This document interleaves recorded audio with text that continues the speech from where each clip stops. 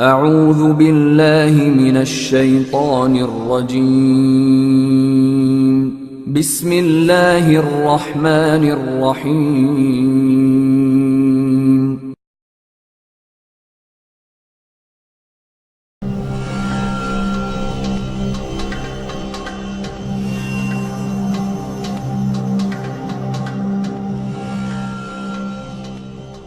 Cette histoire prend sa source dans le sud-est du Vietnam. Dans cette région subsiste la communauté Cham.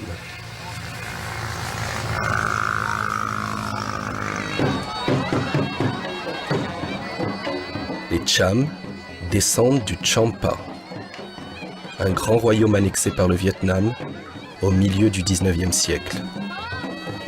Aujourd'hui, les Cham sont l'une des 53 ethnies minoritaires du Vietnam.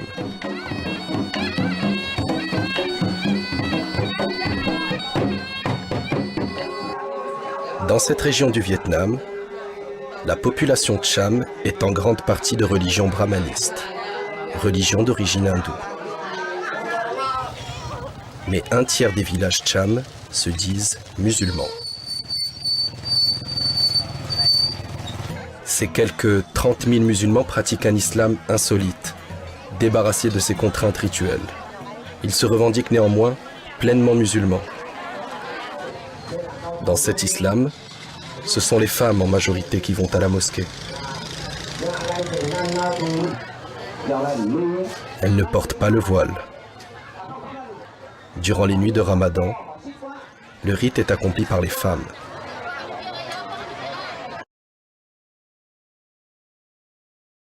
Au XVIIe siècle, le roi Poromé décide de mettre fin aux conflits religieux entre brahmanistes et musulmans. Pour les réconcilier, la tradition rapporte que Poromé les a contraints à accepter leurs divinités respectives. Il crée ainsi un nouveau Champa, reposant sur la complémentarité des deux religions.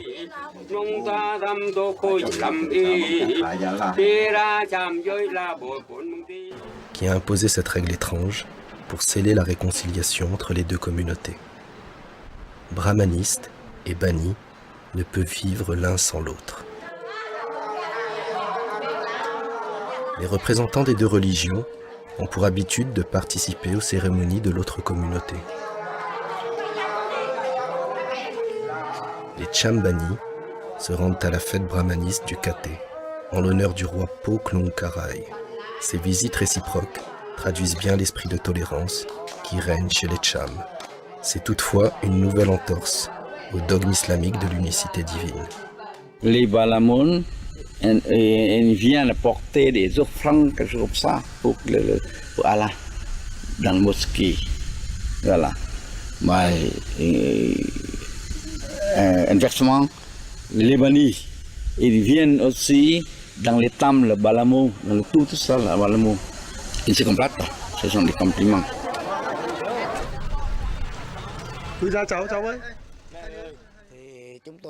Nous sommes Cham et nous plaçons notre identité Cham au-dessus de tout.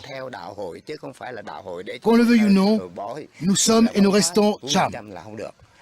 Nous sommes des Cham qui suivent l'islam, et non l'islam dans lequel on y mettrait la culture Cham. C'est pour ça que, entre nous et les brahmanistes, la seule différence réside dans le système de croyance. Nous restons Cham par le système matrilinéaire, nous restons Cham par les coutumes, par le chant, par la danse. Il faut préserver notre culture. Chez les Cham, la tradition l'emporte sur la religion. Contrairement à l'islam sunnite majoritaire, où tous les fidèles sont égaux entre eux, sans hiérarchie, chez les Cham bannis, l'islam est dominé par une classe de dignitaires. Les musulmans bannis ont intégré les symboles d'autres cultures. Sur les murs des mosquées apparaissent le yin et le yang taoïste. Les dragons chinois voisinent avec Allah et Mahomet. La svastika, d'origine hindoue, orne le chapeau des dignitaires. Pourtant, l'islam interdit toute association avec d'autres religions.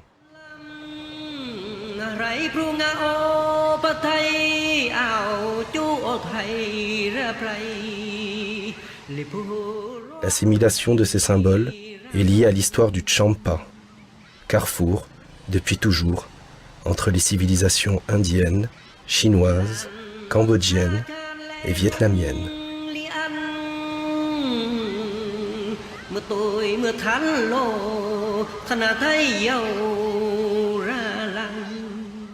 Les deux religions du Champa, brahmanisme et islam, viennent de l'étranger.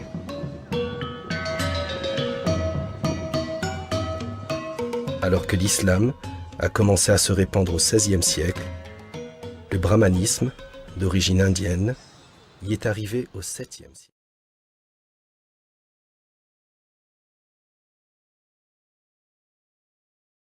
Des 5 obligations de l'islam, la première est la croyance en Allah. Les Chambani la respectent.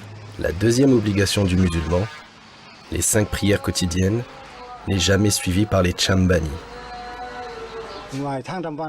On fait la prière une fois par mois. Sinon, on la fait le vendredi.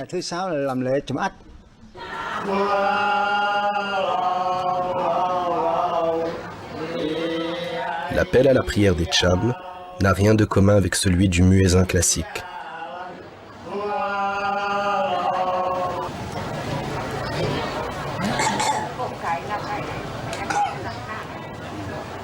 Nouvelle aberration pour l'islam orthodoxe, seuls les dignitaires religieux, appelés Achar, prient. Ils le font à la place des fidèles, et de manière peu orthodoxe.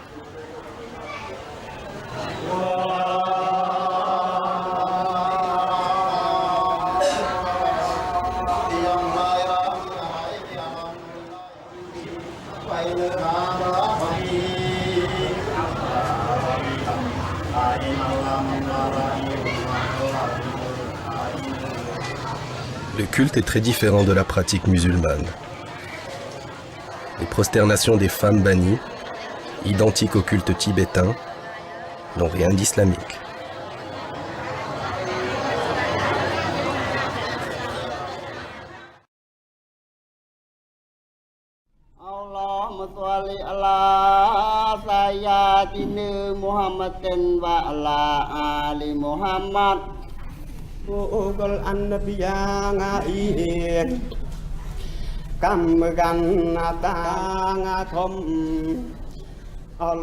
Le prêcheur du vendredi lit un manuscrit écrit dans un arabe déformé, que personne ne comprend plus.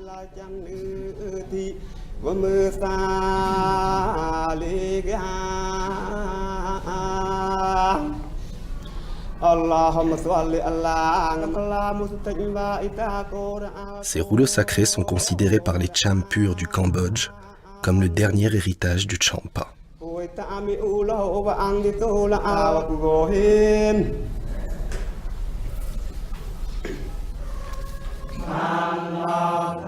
Le zikir, commémoration du nom de Dieu après la prière, est ici psalmodié avec une mélodie qui n'existe nulle part ailleurs dans le monde musulman.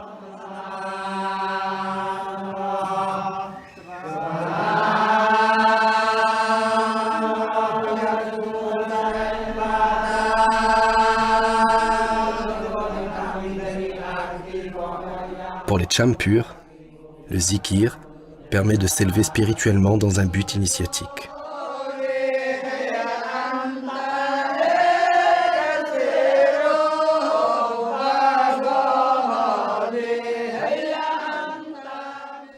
Les mosquées bannies sont fermées tous les jours, sauf pendant le mois de Ramadan.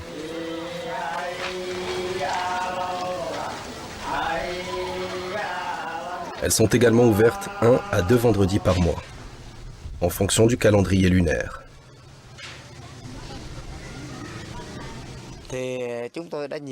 Nous avons plusieurs fois rencontré les patriarches bannis pour leur rappeler le devoir des 5 prières par jour. Mais ils ne les font pas. De même, il faudrait ouvrir la mosquée le vendredi.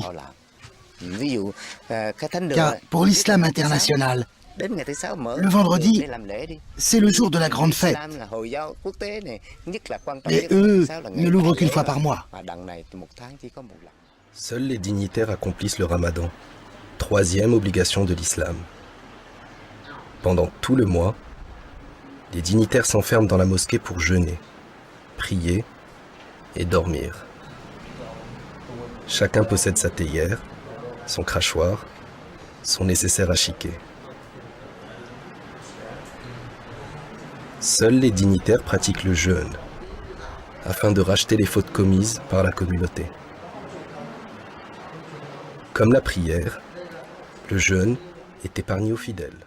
Ces dignitaires attendent la fin du jeûne, marqué par les battements de tambour, selon un rite propre au Cham Bani.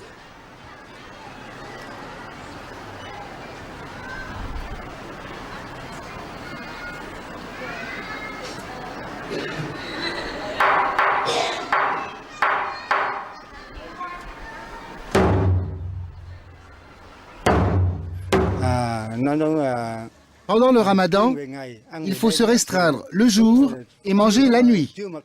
On ne mange que lorsque le soleil n'est pas encore apparu ou qu'il s'est déjà couché.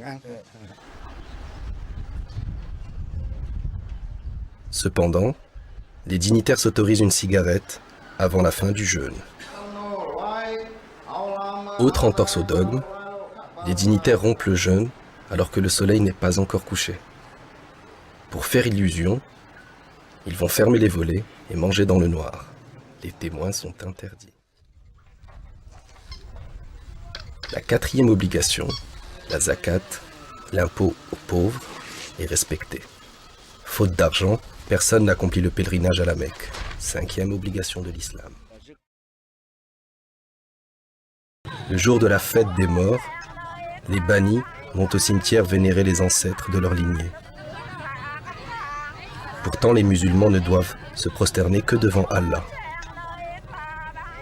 L'islam interdit le culte des ancêtres.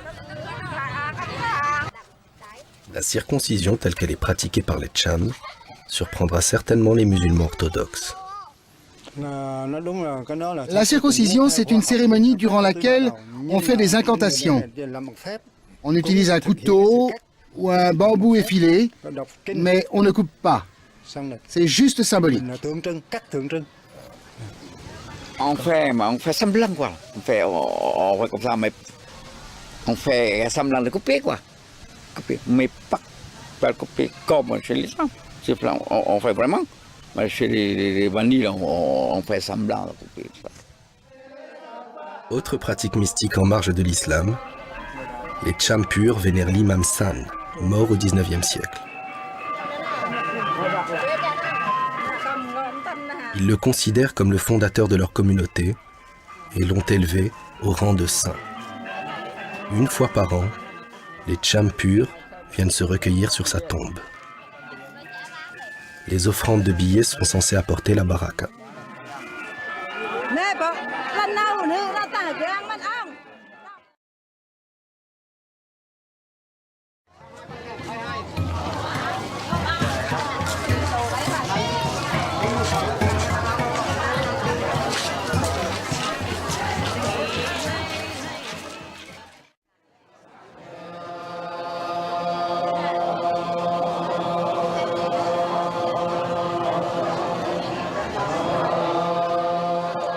Cette cérémonie bannie est calquée sur les rites brahmanistes. Elle est contraire à l'usage islamique, qui interdit les offrandes de nourriture à la mosquée.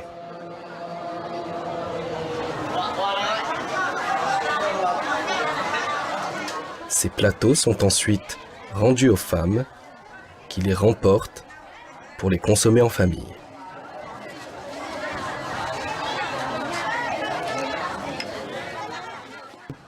Nous sommes beaucoup plus avancés que l'islam actuel.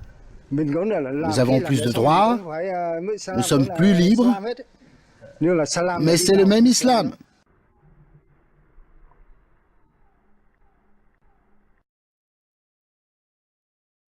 الله أكبر الله